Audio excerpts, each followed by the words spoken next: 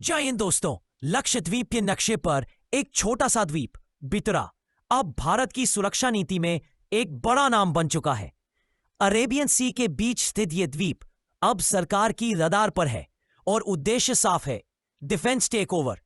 19 जुलाई 2025 को times of India में प्रकाशित रिपोर्ट के अनुसार लक्षद्वीप प्रशासन ने रक्षा उद्देश्यों के लिए इस द्वीप को अधिग्रहित करने की योजना बनाई है। सोशल इंपैक्ट असेसमेंट की प्रक्रिया चालू है। 105 परिवार इस द्वीप पर रहते हैं और ज्यादातर लोग इस कदम का विरोध कर रहे हैं।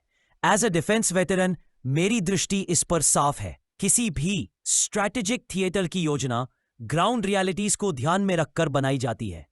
क्या ये सुरक्षा का नाम लेकर नागरिक अधिकारों पर हस्तक्षेप है या फिर भारत की समुद्री सीमा की रक्षा का जरूरी कदम?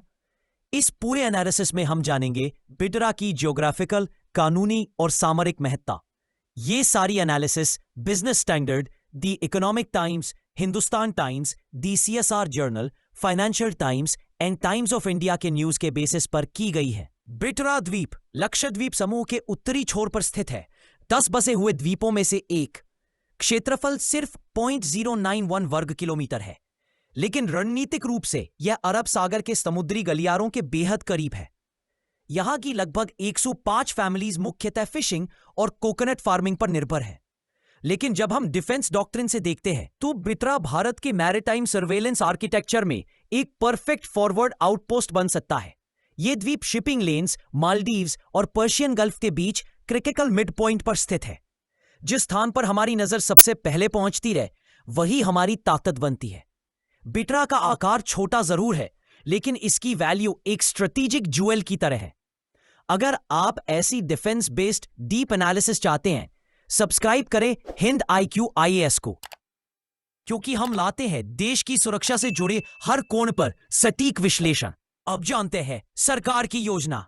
11 जुलाई को लक्षद्वीप रेवेन्यू डिपार्टमेंट ने अधिसूचना जारी की, जिसके तहत सोशल इंपैक्ट असेसमेंट शुरू किया गया है।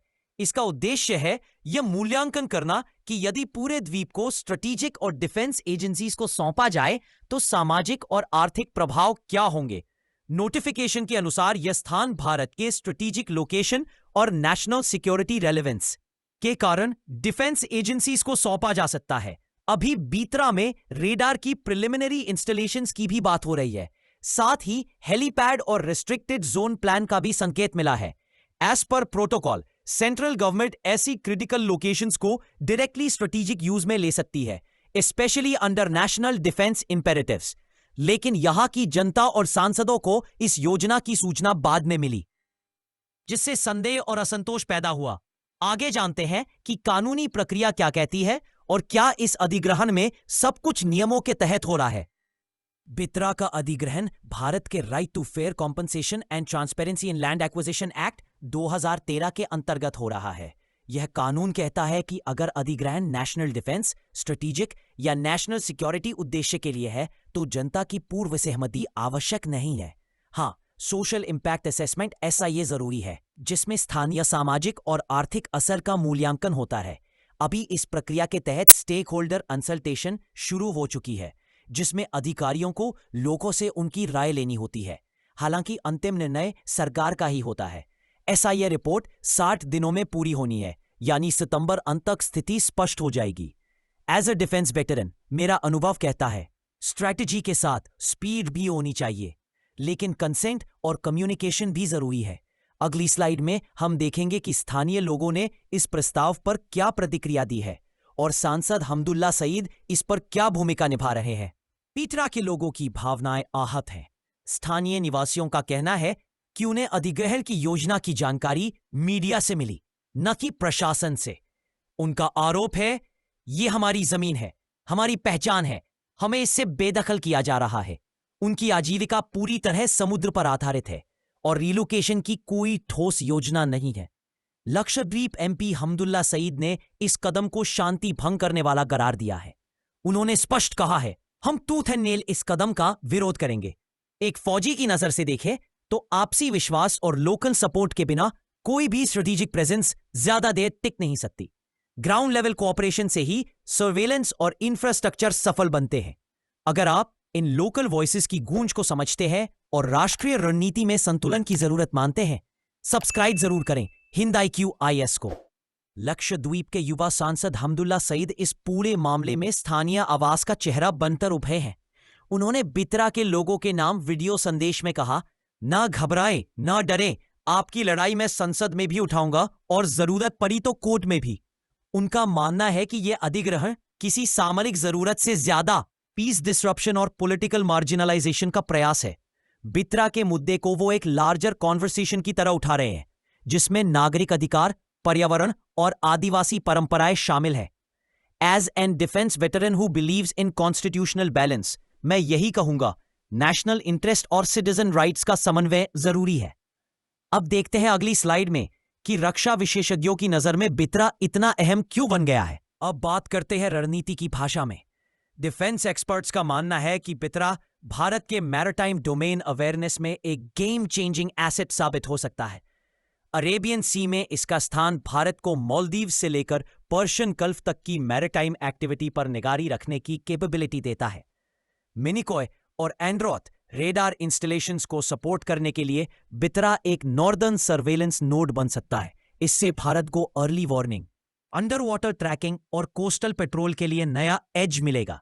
From naval operations perspective, small island outposts जैसे Bitra high impact, low footprint surveillance advantage देते हैं। यही कारण है कि इसे फुल फ्लेज्ड स्ट्रैटेजिक बेस में बदलने की बात हो रही है। अगर आप इस तरह के डिफेंस डायनामिक्स और आइलैंड बेस्ड डॉक्ट्रिन को समझना चाहते हैं, सब्सक्राइब करें हिंद IQIS को और हर रणनीतिक बदलाव की गहराई में जाएं। बितर द्वीप सिर्फ एक आइसोलेटेड मामला नहीं है, बल्कि यह भारत की व्यापक आइलैंड फोर्टिफिकेशन स्ट्रैटेजी का हिस्सा बनता जा रहा है।